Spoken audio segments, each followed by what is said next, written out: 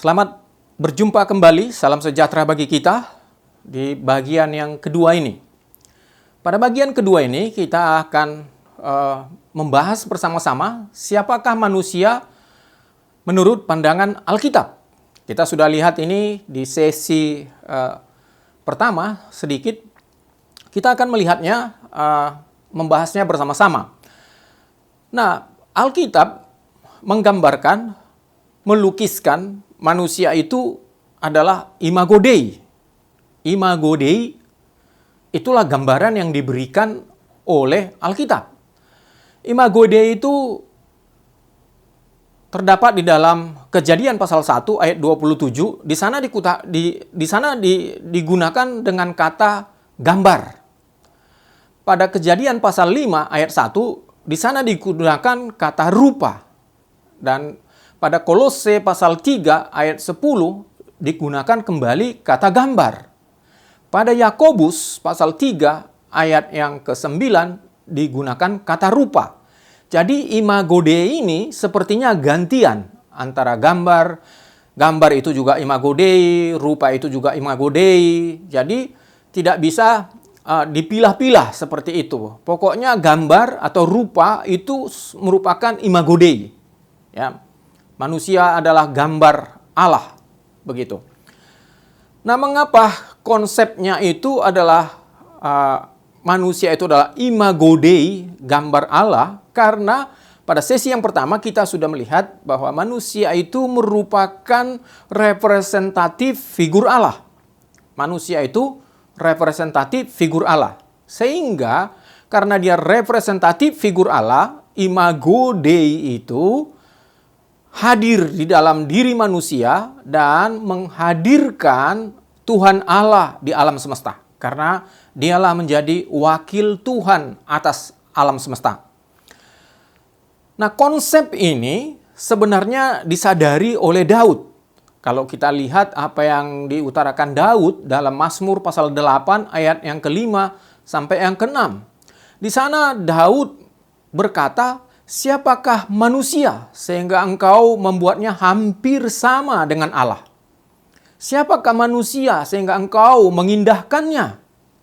Bahkan Daud mengutarakan bahwa manusia itu dimahkotai dengan hormat dan kemuliaan oleh Allah. Mengapa harus diberikan mahkota, kemuliaan, dan hormat? Karena manusia itu merupakan representatif figur Allah. Ada wakil Allah atas alam semesta. Sehingga dia memiliki kemuliaan dan hormat. Namun, apa yang dirancangkan oleh Tuhan kepada manusia yang demikian indahnya, awalnya sangat indah, bayangkan representatif figur Allah. Bayangkan hormat dan kemuliaan diberikan kepada manusia sehingga seluruh alam semesta tunduk kepada manusia.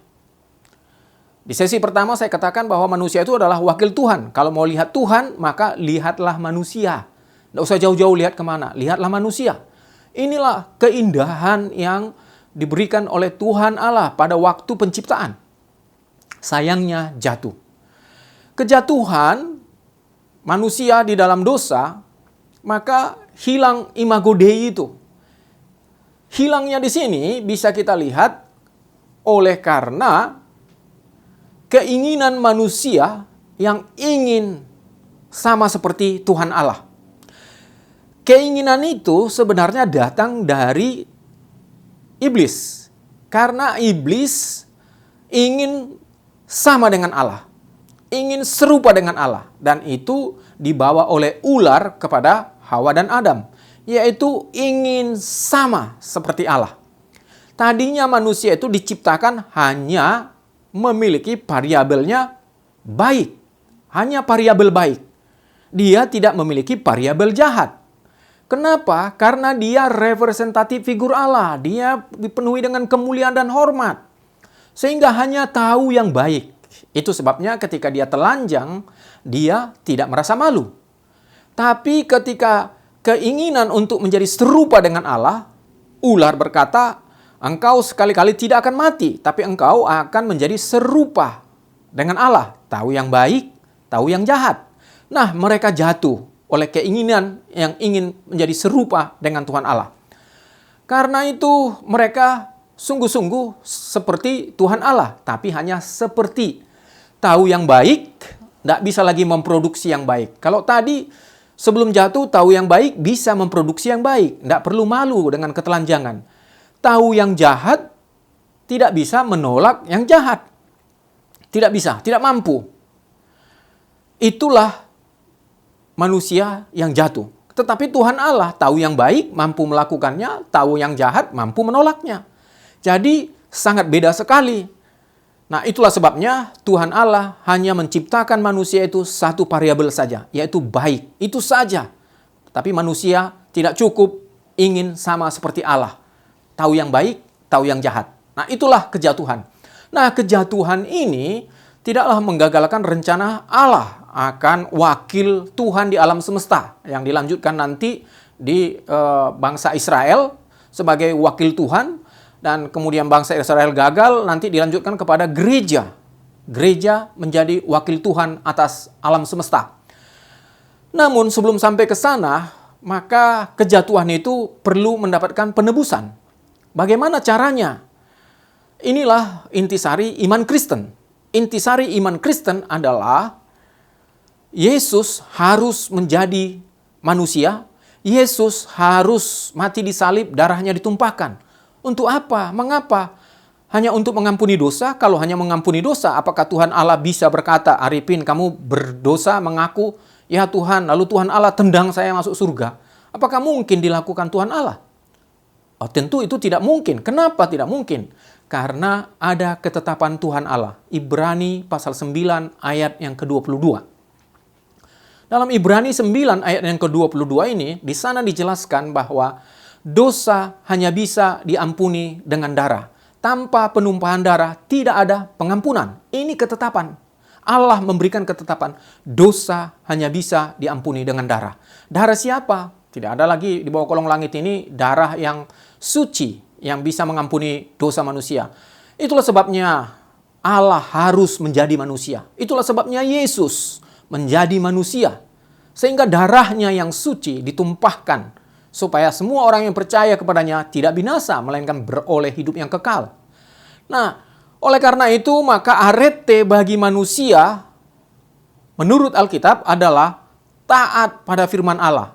Inilah arete bagi manusia. Konsep ini dapat kita lihat dari apa yang dikatakan Yesaya pasal 48 ayat 17 sampai ayat 18. Dalam Yesaya ini, di sana dijelaskan bahwa jika engkau memperhatikan perintah-perintahku, ya, di ayat yang ke-17. Di ayat yang ke-18, di sana Tuhan menjelaskan, menjanjikan, maka kebahagiaanmu, maka damai sejahteramu akan berlimpah-limpah seperti gelombang-gelombang laut, katanya seperti itu. Ini janji.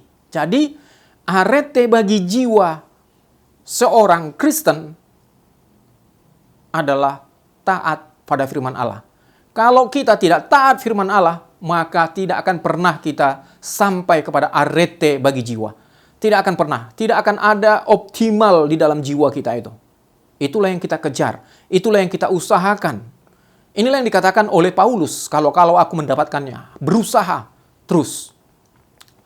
Nah, kalau ini gagal, kalau gagal mengalami mendapatkan arete bagi jiwa itu, gagal membuat mentaati firman Tuhan, maka manusia itu mulai memproduksi etika.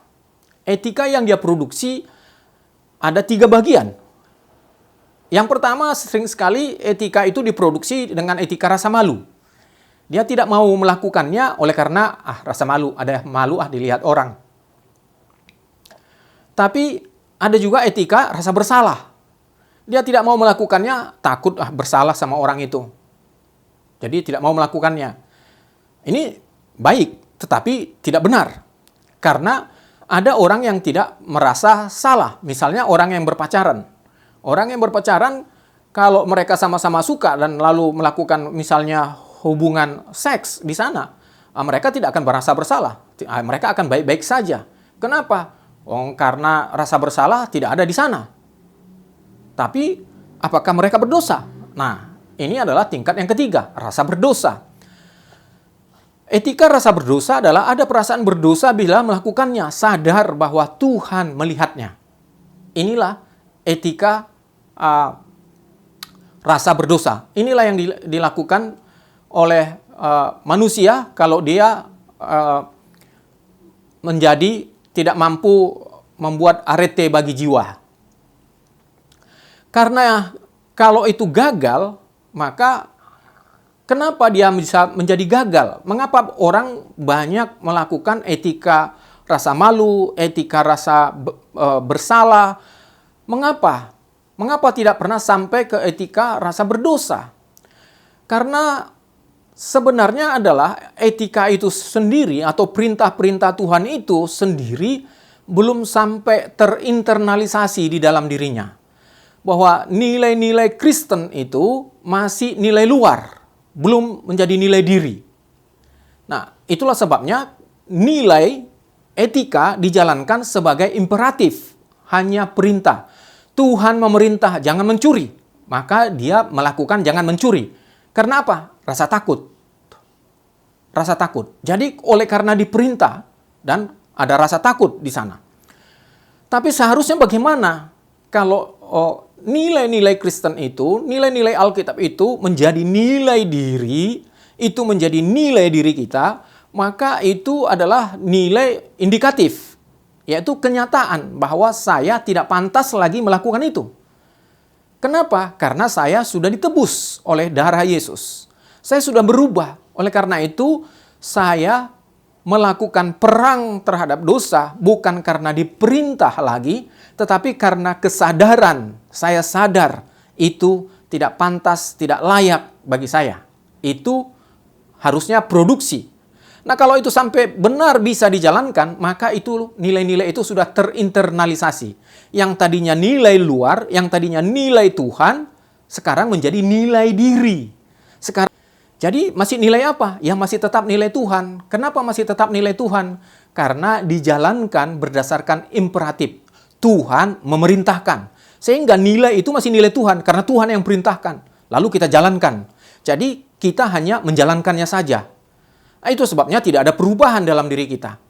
Jadi kalau kita jalankan dia imperatif, itu nilai berarti nilai Tuhan. Bukan nilai kita. Nah, bagaimana dia supaya menjadi nilai kita? Maka perlu diinternalisasi. Diinternalisasi artinya nilai luar menjadi nilai diri. Melekat menjadi nilai diri. Ini hanya mungkin terjadi kalau kita melakukannya secara indikatif. Yaitu secara kenyataan bahwa saya melakukan nilai-nilai itu bukan karena itu lagi nilai Tuhan. Tetapi oleh karena saya sadar itulah sebenarnya profil diri saya. Itulah sebenarnya jati diri wakil Tuhan atas alam semesta. Itulah jati diri. Itulah sebabnya karena demikian jati diri yang ada, maka saya mengenali diri saya. Karena saya mengenali diri dan jati diri saya, sehingga saya memunculkan kesadaran. Tidak pantas itu lagi untuk saya. Kenyataan, kesadaran itu tidak pantas, maka saya menolak melakukannya karena sadar, bukan karena lagi diperintah. Sehingga itu menjadi nilai diri saya. Inilah internalisasi. Inilah yang harusnya terjadi bagi kita. Akhirnya, sesi ini kita tutup. Kesimpulannya adalah seorang manusia Kristen merupakan imago Dei di dunia. Karena itu dituntut untuk mengembangkan etikanya dari imperatif menjadi indikatif dengan jalan melakukan internalisasi nilai. Implikasinya, bila profil jati diri Kristen itu, imago Dei itu, semakin nyata terlihat dalam diri seorang manusia Kristen, maka perintah Tuhan Yesus agar menjadi garam dan terang dunia akan mudah dilakukan. Maka saya merekomendasikan bahwa perlunya menghidupkan, menjalankan internalisasi nilai-nilai Kristen di seluruh lapisan masyarakat Kristen. Sekolah, perguruan tinggi, dan gereja. Nanti kita akan berbicara dalam sesi yang ketiga tentang nilai-nilai Kristen itu. Apa itu nilai Kristen? Nanti akan kita lihat di sesi ketiga. Terima kasih, Tuhan memberkati kita.